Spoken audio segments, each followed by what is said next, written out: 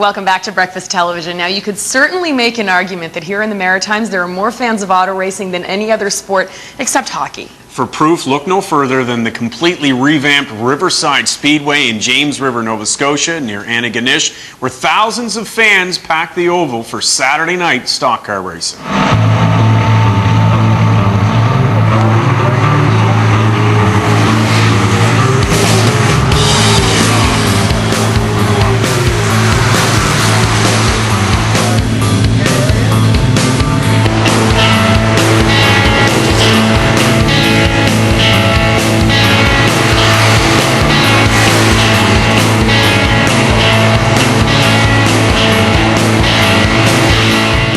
This is just good old school Saturday night short track racing. This is good stuff right here. You want the real deal, you come down to Riverside. And come they have. About 5,000 fans this night at Riverside Speedway. Not long ago, the oval was failing, falling apart. In stepped John Chisholm, the man who originally built the track in 1969. Bought it back in 2005, a decision he calls, with tongue planted firmly in cheek, a moment of weakness. Oh, I don't know. I guess this racing gets in your blood. It looked like it was going downhill pretty bad, and no one else was going to take it, so I guess I had to step up to the plate. Chisholm invested millions, rebuilding the grandstands, the retaining walls, even the track surface. I guess the only one thing we kept from the old track was the starter stand.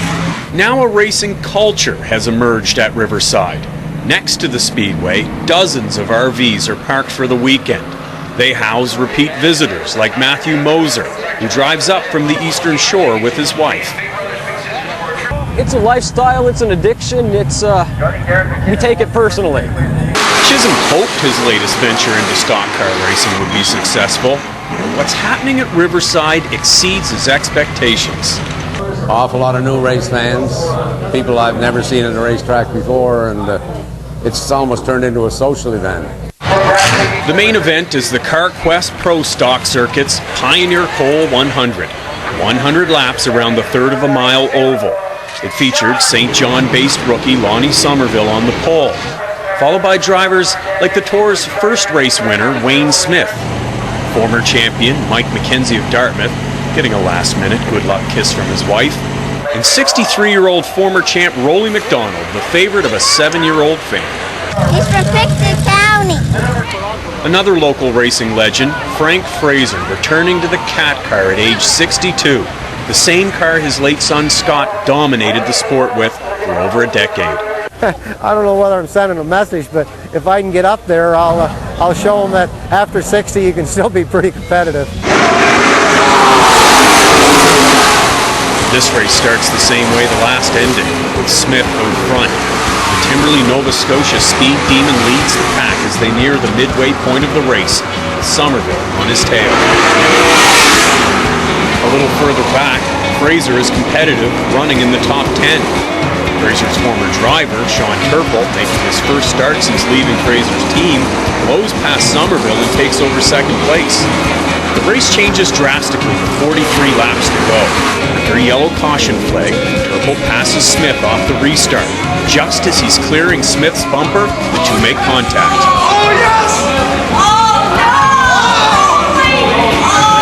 15 cars get caught in the wreck, including McDonald and last year's Tour champion John Fleming.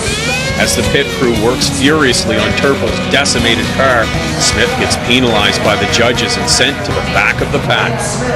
I still had his back tire, and he decided to start chopping in, coming down the backstretch, and I just didn't lift. I mean, you know, if you're not by, you're not by, so that's the way racing is. When the race restarts, it's MacKenzie who takes advantage, seizing the lead from a fading Somerville. Meanwhile, Smith is driving like a man on a mission through the back of the pack. Just 18 laps later, he's moved all the way up to fourth and closing fast. With 16 to go, New Glasgow's George Koskalis leads, with Smith right on MacKenzie's bumper for third. Now 7 laps left. Kenneth Cook's Bob White holds top spot. Smith is gunning for second as Koskalis loses control and hammers the wall. final lap, MacKenzie leads. Smith's making a run, but White gets him loose enough in the final turn to shore up MacKenzie's victory. A thrilling end to a wild race, but the fireworks are far from over. After the race, Turple's irate crew chief tries to get at Smith as the fans rain down insults on the second-place finisher. That's a part of it, man. I mean, that's what it's all about when you listen to the ones hollering at you up there hating you and the ones that like you. I mean, that's just a part of it. I mean, Jeff Gordon, he got them to hate him, he got them to like him. Dale Earnhardt, same way. So, be like the Cup guys going to Daytona, I suppose, something like that, because this is a fantastic facility. It's a great track, and it's fast, and everybody, you know, I mean, all the racers love coming here due to the fact of how fast it is and what have you. Not hard to see why so many fans, male and female, young and old, booked on Riverside, and why the brightest days for stock car racing in the Maritimes still lie ahead. Great story. I was really impressed with the racetrack, with the quality of the racing, with the fans, the facility. It was a great time. And if you think it was wild there Saturday night, it's going to be insane July 21st when NASCAR legend Bill Elliott races there in the IWK 250. If you can't wait that long, the Maritime Pro Stock Tour visits Fredericton this weekend. New Brunswick International Speedway in Gary is going to host round 3 of the 10-race tour, the Parts for Trucks 100. We'll see if Smith gets his revenge. Let's take a break. We'll be right back. Don't you stay.